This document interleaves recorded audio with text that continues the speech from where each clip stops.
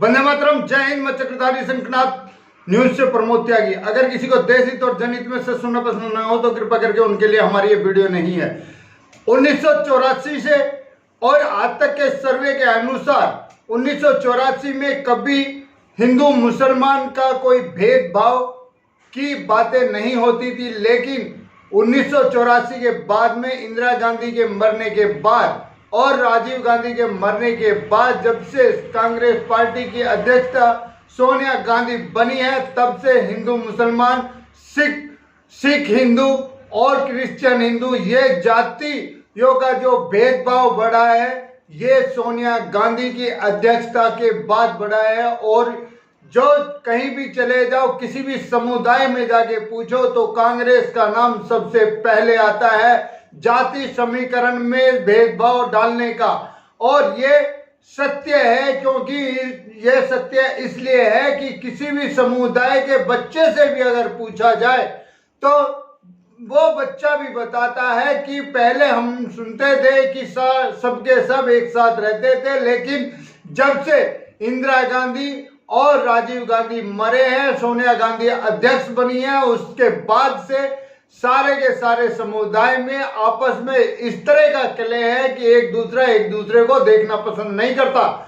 और उसमें सबसे बड़ा सेकुलरवाद का पॉलिटिक्स लगाकर जो षड्यंत्रबाजी से कांग्रेस पार्टी अपने आप को देश के अंदर सुरक्षित रखना चाहती है, उसके ऊपर अगर किसी ने सेंध लगाई है तो वो भारतीय जनता पार्टी ने।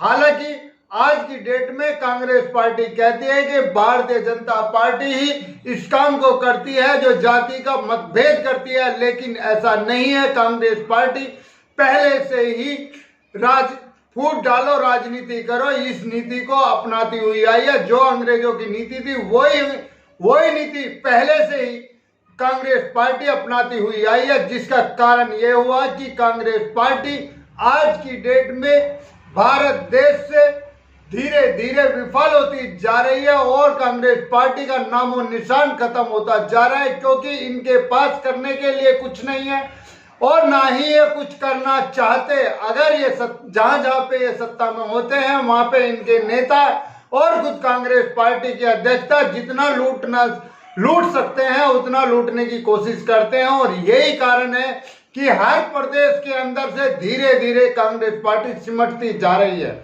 और वहीं भारतीय जनता पार्टी का परचम फैलता जा रहा है। और यही कारण है कि भारतीय जनता पार्टी अपने आप में सक्षम होती जा रही है। लेकिन सबसे बड़ा दुर्भाग्य हमारे देश का यह है कि जब हमारी विपक्ष मजबूत थी तो हमारी पार्टी, जो सत्ताधारी पार्टी थी, वो मजबूत नहीं थी। और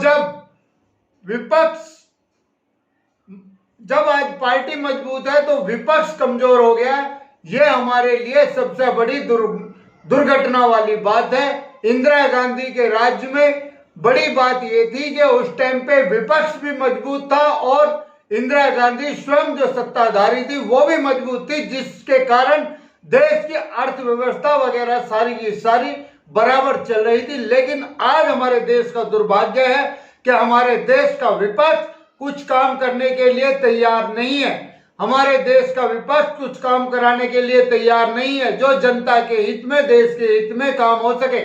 विपक्ष सिर्फ और सिर्फ दूसरे दुश्मन देशों की चापलूसी करता है और आरोप प्रत्यारोप लगाकर सत्ताधारी पार्टी के ऊपर आरोप प्रत्यारोप तो लगाता रहता, लेकिन देश की जनता के बारे में जरा भी चिंता नहीं करता। और यही कारण है कि जनता उन्हें दुत्कार रही है। आज हमारे देश में अगर किसी चीज की सबसे बड़ी कमजोरी है तो वो ये है कि हमारे देश के अंदर विपक्ष मजबूत नहीं है। इसी के साथ देश की सच्चाई के लिए, देश के लिए जीना, देश के लिए मरना। अगर आपको हमारी ये वीडियो अच्छी लगी हो तो लाइक करें, शेयर करें, कमेंट करें, सब्सक्राइब करें और बेल आइकन जरूर दबाएं।